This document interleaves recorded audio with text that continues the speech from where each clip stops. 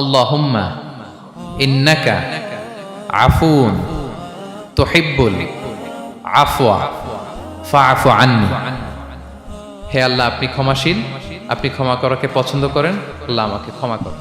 শেষ 10 দিনে, আর যেহেতু 3 দিন বাকি, আমরা একটা স্পেশাল প্ল্যান করতে পারি যে আমরা আমাদের সর্বোচ্চটুকু উজাড় করে দিয়ে লাস্ট 10 days অফ রমাদানের এই বরকত আমরা হাসিল করবো। এটা যেন আমাদের মিস না। রমাদানের শেষ দশক যখন আসতো, রাসূল সাল্লাল্লাহু আলাইহি ওয়াসাল্লাম সারা রাত জেগে ইবাদত করতেন।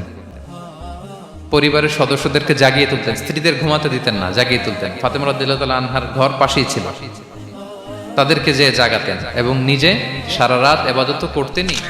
কদরের রাতে যে কিয়ামুল লাইল করে বিশ্বাস নিয়ে এবং নাজাতের প্রত্যাশা নিয়ে, তার পূর্বের সমস্ত গুনাহ আল্লাহ তাআলা ক্ষমা করে।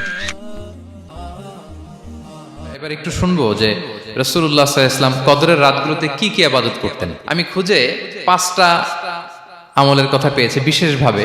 কমন যে আমলগুলো সেগুলো তো ছিলই, বিশেষভাবে 5টা কাজ রাসূল সাল্লাল্লাহু আলাইহি ওয়াসাল্লাম এই কদরের রাতে করতেন। 1 নম্বর কাজ হচ্ছে তিনি সারা রাত জেগে ইবাদত করতেন এবং পরিবারের লোকদেরকে ঘুমোতে দিতেন না, উঠিয়ে দিতেন। বছরের অন্য কোনো সময়ে সারা রাত জেগে ইবাদত করার কোনো নজির রাসূল সাল্লাল্লাহু আলাইহি ওয়াসাল্লামের জীবনে ছিল না। সব রাতে ঘুমাতেন।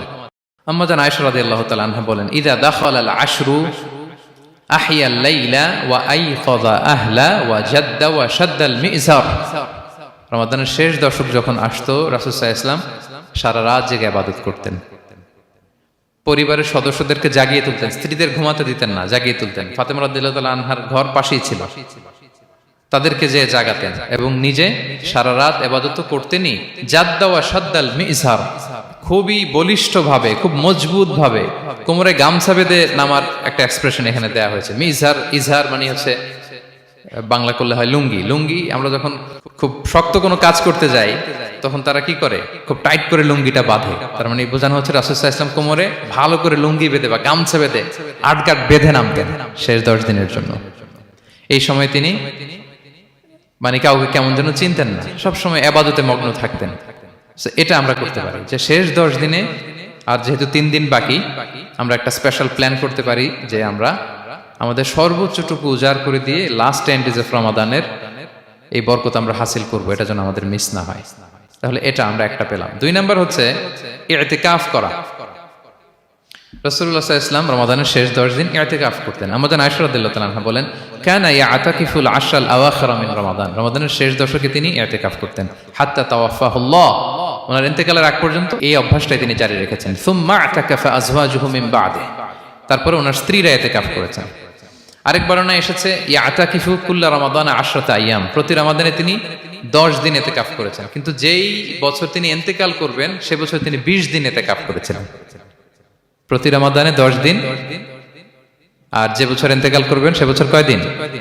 20 দিন তিনি ইতিকাফ করেছিলেন মসজিদে নববীতে। তাহলে আমরা এই রমাদানের শেষ দশকে এটা করতে পারি। 2 নম্বর পয়েন্ট হচ্ছে ইতিকাফ করা। তো আমরা যেন ইতিকাফ করার চেষ্টা করি। ইতিকাফ করতে না পারলে শেষ দশকের রাতগুলো যেন মসজিদে কাটানোর চেষ্টা করি, তা না পারলেও বাসায় যেন এই রাতগুলো আমরা মিস না করি। বিশেষ করে সেন্ট্রাল মস্কে তো অসাধারণ পরিবেশ, এটা হাইলি রেকমেন্ডেড। ইফ পসিবল আপনারা আসবেন, এখানে ইবাদতের চমৎকার পরিবেশ থাকে। 3 নাম্বার হচ্ছে রাসূল সাল্লাল্লাহু আলাইহি ওয়াসাল্লাম এবং জিবরাইল আলাইহিস সালাম যৌথভাবে কোরআন রিভিশন করতেন। খুব ইন্টারেস্টিং। সারা বছর যেটা নাজিল হতো, রমাদানে জিবরাইল আলাইহিস সালাম রাসূল সাল্লাল্লাহু আলাইহি ওয়াসাল্লামকে শোনাতেন, রাসূল সাল্লাল্লাহু আলাইহি ওয়াসাল্লাম আবার জিবরাইল আলাইহিস সালামকে শোনাতেন।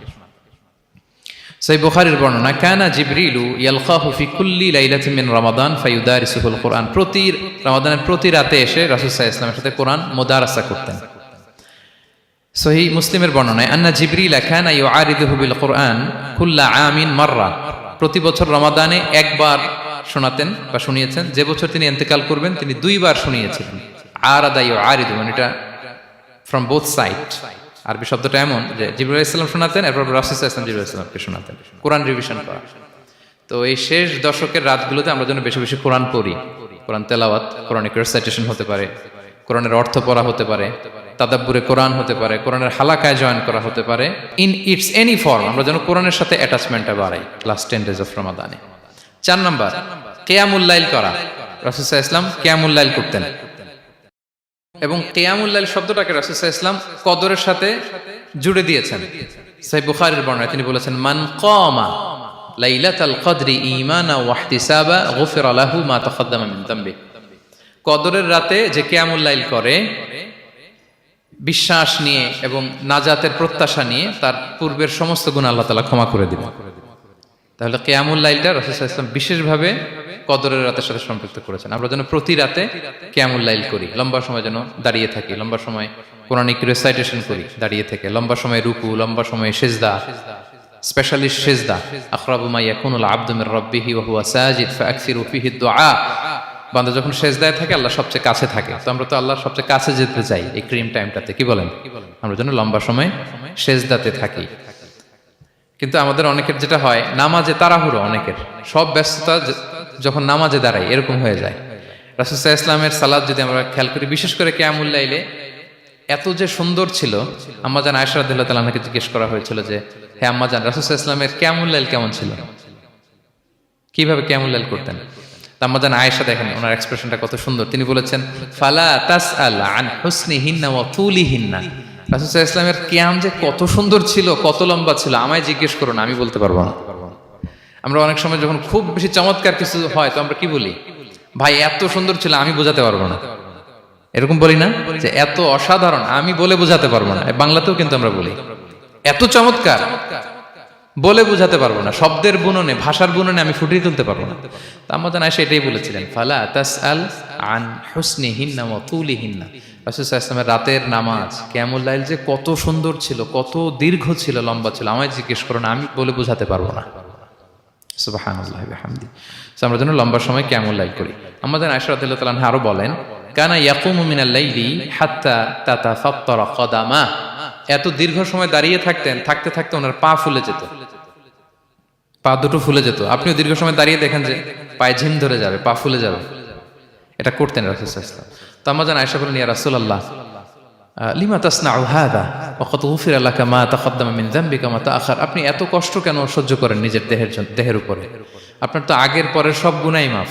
আদতে তো রাসূল সাল্লাল্লাহু আলাইহি ওয়াসাল্লামের গুনাহই নেই, তিনি নিষ্পাপ। এত কষ্ট কেন করেন? আপনার আগের পরের সবই তো মাফ করে দেয়া হয়েছে, কেন করেন? রাসূল সাল্লাল্লাহু আলাইহি ওয়াসাল্লাম উত্তর করেছেন, আফালা উহিব্বু আন আকুনা আবদান শাকুরা। আয়েশা, আমি কি শুকরগুজার বান্দা হতে পছন্দ করব না?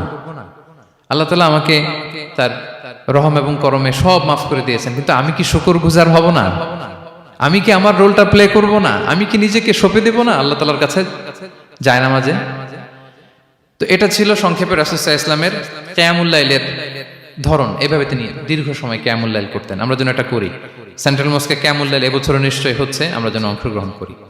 5 নম্বরে রাসূল সাল্লাল্লাহু আলাইহি ওয়াসাল্লাম দোয়া করতেন। এই কদরের রাতগুলোতে খুব বেশি বেশি দোয়া করতেন। দোয়া নিয়ে আমরা একটা জুমার খুতবা দিয়েছিলাম, সেখানে আমরা বলেছিলাম যে দোয়া হতে হবে খুব আন্তরিক দোয়া, রোবোটিক দোয়া যেন না হয়। আপনার আবেগ, ভালোবাসা, মনের মাধুরী মিশিয়ে, চোখের পানি মিশিয়ে, অশ্রু সিক্ত করে এই দোয়াটা করতে হবে, তাহলে সে দোয়া আল্লাহর কাছে কবুল হবে। আমরা যেন আমাদের ভাব, আবেগ সব ঢেলে দিতে পারি আমাদের দোয়াতে, আমাদের সিজদায়, আমাদের কিয়ামুল লাইলে। এবং যে কোনো ভাষায় কোরআনিক দোয়াগুলো রেকমেন্ডেড, হাদিসের মাসুরগুলো রেকমেন্ডেড। তাছাড়া আপনার নিজের ভাষায় আপনার কি চাওয়া, আপনার কি আকাঙ্ক্ষা, আপনার মনের কষ্ট, যাতনা সবকিছু আপনি আল্লাহ তাআলার কাছে পেশ করুন। এবং আম্মাজান আয়েশা জিজ্ঞেস করেছিলেন, ইয়া রাসূলুল্লাহ, আমি যদি কদর পেয়ে যাই আমি কি বলবো এ রাতে?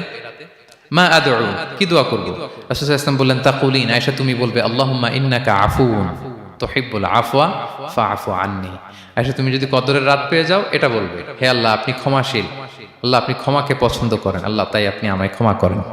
হে আল্লাহ আপনি ক্ষমাশীল, আপনি ক্ষমাকে পছন্দ করেন, আল্লাহ আপনি আমাকে ক্ষমা করেন। এই দোয়াটা আমরা যেন বেশি বেশি করি। আমার সাথে সাথে সবাই একটু পড়ুন মেহেরবানি করে, আল্লাহুম্মা ইন্নাকা আফুউন তুহিব্বুল আফওয়া ফাআফু আন্নী। আল্লাহুম্মা ইন্নাকা আফুউন তুহিব্বুল আফওয়া ফাআফু আন্নী।